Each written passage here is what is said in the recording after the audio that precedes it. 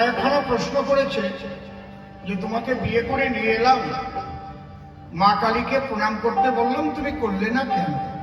তাতে স্বামীকে অসম্মান করলে, শাশুড়িকে অসম্মান করলে, পুরোহিত ব্রাহ্মণকে অসম্মান করলে, তাহলে তোমার দ্বারা এই জগতের কি কল্যাণ হবে? খুব ভালো প্রশ্ন। তারপর প্রশ্ন করেছে কালী বড় না কৃষ্ণ বড়। তারপর প্রশ্ন করেছে তোমার ঘরে একজন মুসলমান আকবর বাদশাহ প্রবেশ করে কৃষ্ণের গলায় একটা সোনার মালা দিল কেন? ওরা মুসলমান আর আমরা হিন্দু। তারপর প্রশ্ন করেছে তুমি সব ফেলে বৃন্দাবনে যেতে চাও কেন? আর বৃন্দাবনের পরিস্থিতি ভালো না, ওখানে সব গোসাইরা যদি নতুন নতুন বউকেও এইরকম সংসার ছেড়ে যায়, তাদের নিয়ে নাকি টুটু টুটু টুটু করে, এইসব বলে নাই? তাই তো নাকি? এবার তো ভালো শ্রোতা উনি আগে আগে দেখছি ওর সময় আগে তালি দেয়। গল্প বলেছে, কোন গল্প বলেছে কি? কি গল্প? কি বল্লায় কামড়াই গেছে? বল্লায় কামড়াইছে? বাহ, তোমরা শোনো নাই কেন? না, অতগুলো বল্লায় কামড়ালো, ওই গোসাই কামড় খাইয়ে নিচে পড়ে গেল। হরিবল হরিবল হরিবল, হা হা হা।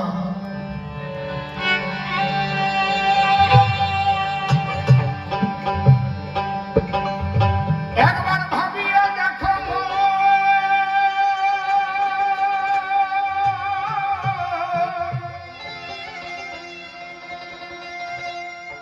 হারালে জনম, মরে কি মানুষ আর হবি রে মনুয়া?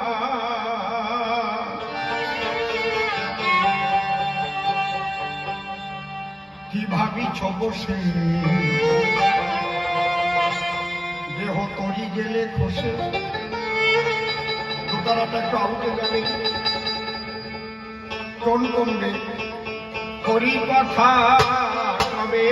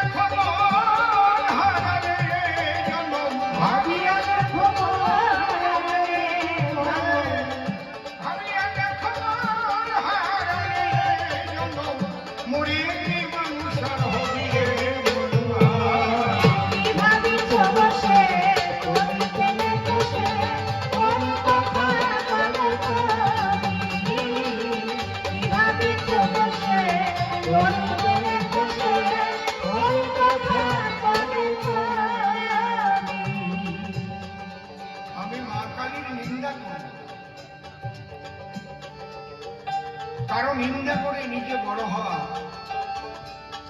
এটা প্রকৃত কোনো বুদ্ধিমানের কাজ।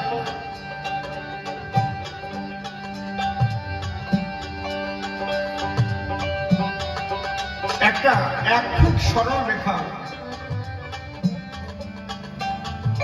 যদি কোনো মাস্টারমশাই কোনো ছাত্রকে বলেন ওই রেখাটা তুমি কোনো দিক দিয়ে মুছতে পারবা না, যেমন আছে তেমন থাকবে, ওটাকে ছোট করতে পারবে। যারা বুদ্ধিমান ছাত্র ডেকে বলবে মাস্টারের সন্নিধান, হ্যাঁ স্যার পারবে। যদি ওর তলা দিয়ে 1.5 ফুট একটা সরল রেখা টেনে দেয়, তাহলে 1 ফুট সরলরেখাটা ছোট হয়ে যায়, কাটাও লাগে না, কিচ্ছু লাগে না।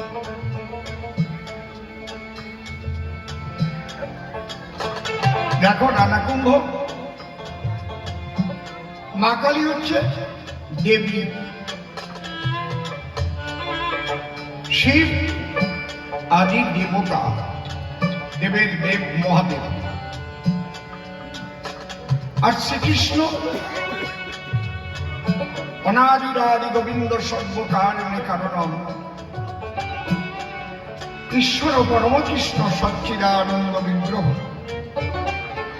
এতে চাংশ কলাপুংস কৃষ্ণস্থ ভগবান স্বয়ময়ম, ইন্দ্রাণী ব্যাকুলাম লোকম জয়ন্তী যুগে। তিনি সত্য যুগে ছিলেন হরি,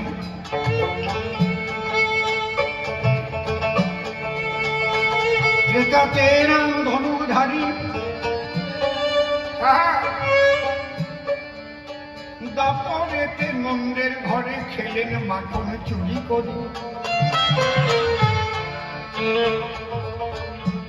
তিনি হলেন নদিয়ায় আবার গৌহরি, আবার তিনি হলেন ওরাকান্দির হরি, প্রেমানন্দে বলবান হরি হরি।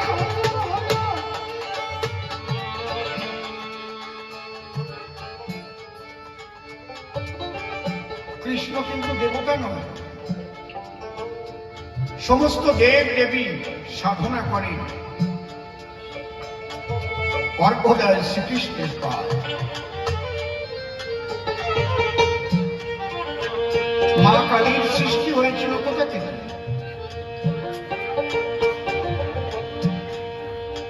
একটু চণ্ডীখানা পড়ে দেখে তারপরে আমার সঙ্গে কথা বলতে ভালো হয়। তুমি রাজা খাও, ভ্রুকুটি কুটিরতস্য ললাট ফলকাদ্রুতম, কালী করল বদবন বিনাশকামিতা শিবাসী। চণ্ডীখানা দেখবেন পড়ে লেখা আছে শ্লোকের ভিতরে, মা দুর্গার ভ্রুকুটি থেকে, ভ্রুকুঞ্জন থেকে মা কালী বহির্গত হয় অসুর নিধন করার দায়। আমি মাকে ছোট করছি, এক ব্রহ্ম দ্বিতীয় নাস্তি ভেদ জ্ঞানে হয় জীবের শাস্তি। পাওয়ার হাউস থেকে যখন কারেন্ট সাপ্লাই হয়,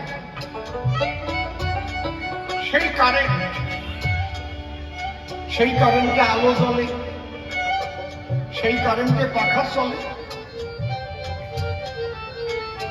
সেই কারেন্টের দ্বারায় হিটার চলে, কারেন্টে গিটার বাজায়, কারেন্টের মিটার চলে। কারেন্ট অফ হয়ে গেলে গিটারও বাজবে না, মিটারেও উঠবে না, হিটারও জ্বলবে না, পাখা চলবে না, আলো জ্বলবে না। তাহলে যা কিছু দেখছি আমরা মূল পাওয়ার হাউসকে, পাওয়ার হাউস হচ্ছেন স্বয়ং হরি প্রাণ গোবিন্দ গিরিধারী।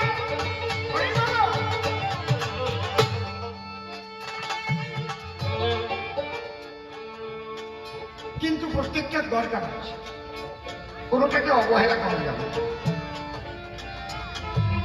যার যেখানে প্রয়োজন সেখানে করেছে নিয়োজন, যার যেখানে যার যে কাজের জন্য প্রয়োজন, কোনোটাকে ছোট করে কথা বলা উচিত নয়।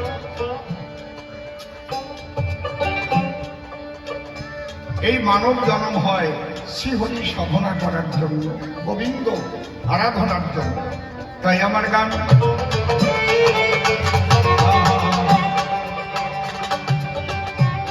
আশি লক্ষ জন্ম করিয়া ভ্রমণ মানুষ হই পারে,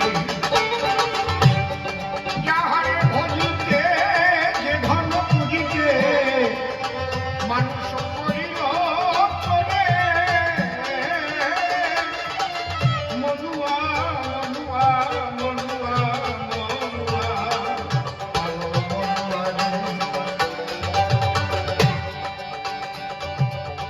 এই ৮০ লক্ষ জনম ভ্রমণ করে মানুষ। ৮০ লক্ষ জনম কি? শুনলে পরে কবিগান মারে কিন্তু জাগতিক এবং আধ্যাত্মিক জ্ঞান। স্থাবর 30 লক্ষশ্চ জলজ নবলক্ষকম ক্রিমিয়া 10 লক্ষশ্চ রুদ্র লক্ষণ পক্ষী আর 20 লক্ষস্থ পশু। 30 লক্ষ বার আমরা গাছপালা জন্ম নিয়েছি। এই যে স্থাবর যে বৃক্ষ আছে, আমি আত্মার উপরে গাছের মধ্যে ছিলাম।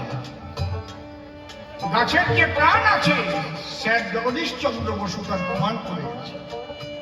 গাছ কাটলে ব্যথা পায়, গাছ কান্দে, যন্ত্রে কান্না শোনা যায়। সত্যি প্রকৃতিকে যারা ভালোবাসে না তারা বুঝতে পারে।